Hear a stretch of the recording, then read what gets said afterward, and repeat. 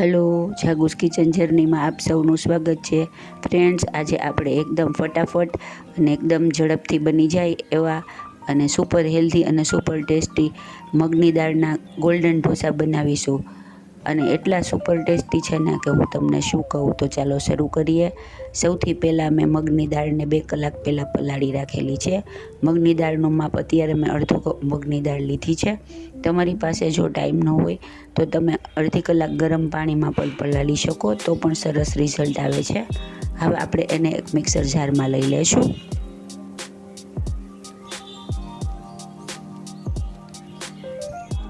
ત્યારબાદ તેને આપણે અધકચરી ગ્રાઇન્ડ કરી લઈશું. સહેજ કોર્સલી ગ્રાઇન્ડ કરવાની છે, સાવ ફાઇન પેસ્ટ બનાવી નાખવાની નથી. જુઓ, આવી પેસ્ટ રાખવાની છે. હવે આપણે તેની અંદર 2 ચમચા જેટલો રવો એડ કરીશું અને 2 ચમચા જેટલું ચણાનો લોટ એડ કરીશું. રવાથી આ એકદમ કરકરા બનશે અને ચણાના લોટથી એકદમ ગોલ્ડન કલર આવશે. ત્યારબાદ 2 મોટી ચમચી જેટલું દહીં એડ કરીશું.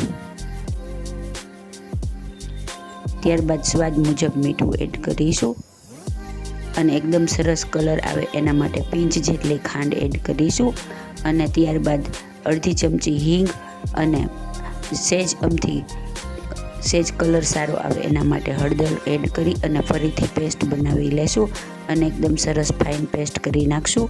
જો આપણને પેસ્ટની કન્સિસ્ટન્સી આવી જોશે. પાણી એકદમ જાળવીને નાખવાનું છે. હવે આપણે એને એક બાઉલમાં ટ્રાન્સફર કરી લેશું. ત્યારબાદ આવી રીતે ચપટીમાં લઈ એટલા જ બેકિંગ સોડા એડ કરવાના છે, તે એડ કરી દેશું.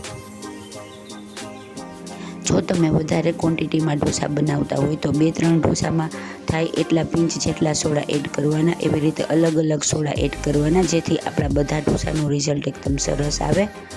આટલા માપમાંથી 3 મોટી સાઇઝના ઢોસા રેડી થશે. હવે આપણે એક ઢોસાનો તવો ગરમ કરવા મૂકી દીધો છે. અત્યારે મેં નોનસ્ટિક પેન લીધું છે. તમે ઢોસાની લોઢી હોય તેમાં પણ કરી શકો, તેમાંય રિઝલ્ટ સરસ આવે છે. ત્યારબાદ તેને આપણે તેલથી ગ્રીસ કરી લેશું. એકદમ સરસ ગરમ થાય એટલે તેને આપણે બેલેન્સ કરવા માટે થઈ અને પાણીનો છંટકાવ કરીશું અને પછી લૂછી નાખશું. આનાથી તેનું ટેમ્પરેચર સરસ બેલેન્સ થઈ જશે.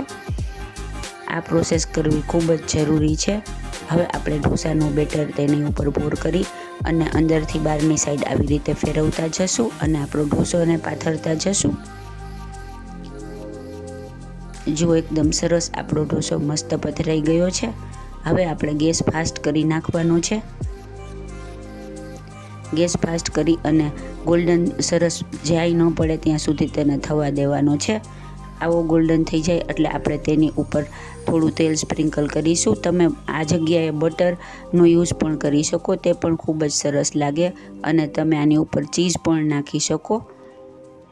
હવે આપણે તેની ઉપર શેઝવાન ચટણી જે ચિંગ્સની આવે છે ને તે મેં લીધી છે. તેમાં થોડું તેલ મિક્સ કરી અને આવી રીતે તેની ઉપર સ્પ્રેડ કરી દેશું. શેઝવાન ચટણીનો ટેસ્ટ આમાં ખૂબ જ સરસ લાગે છે.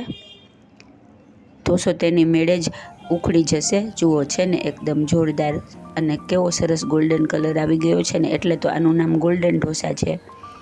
હવે આપણે બધા ઢોસાને આવી રીતે જ રેડી કરી લેશું. ફ્રેન્ડ્સ, જો તમે મારી ચેનલ પર નવા હો તો મારી ચેનલને સબસ્ક્રાઈબ જરૂરથી કરજો અને બાજુમાં રહેલ ઘંટડી દબાવી દેજો, જેથી મારી નવી રેસીપીનું નોટિફિકેશન સૌથી પહેલાં તમને મળે. આ સવારના નાસ્તા માટે એકદમ સરસ અને એકદમ સારો અને સહેલો એકદમ ઓપ્શન છે, તો તમે ચોક્કસથી ટ્રાય કરજો. અને નાના છોકરાઓને આ બનાવીને દેશો ને તો તે ખૂબ ખુશ થઈ જશે અને ખાવાની મજા જ પડી જાય એવો સરસ ઢોસો રેડી થાય છે. તો તમે પણ ચોક્કસથી બનાવજો. જુઓ, આપણા એકદમ સુપર જોરદાર અને સુપર ક્રિસ્પી એવા ગોલ્ડન ઢોસા રેડી થઈ ગયા છે. અને પૌષ્ટિક તો એટલા જ છે કેમ કે આપણે મગની દાળનો જ ઉપયોગ કર્યો છે અને ફર્મેન્ટ પણ નથી કરી. ફ્રેન્ડ્સ, આવા એકદમ નવા ઢોસા બનાવ્યા હશે તો ઘરના પણ ખૂબ જ ખુશ થઈ જશે અને એકદમ ઝડપથી રેડી થઈ જાય છે. તો તમે પણ ચોક્કસથી બનાવજો. આની સાથે આને તમે કોઈ પણ ચટણી સાથે પણ ખાઈ શકો છો, તે પણ ખૂબ જ સરસ લાગે છે. જુઓ છે ને એકદમ ક્રિસ્પી અને જોરદાર. ફ્રેન્ડ્સ, જો તમને મારી રેસીપી પસંદ આવી હોય તો મારી ચેનલને લાઇક, શેર અને સબસ્ક્રાઈબ જરૂરથી કરજો. અને હા, કોમેન્ટ બોક્સમાં કોમેન્ટ્સ પણ લખજો. ધન્યવાદ.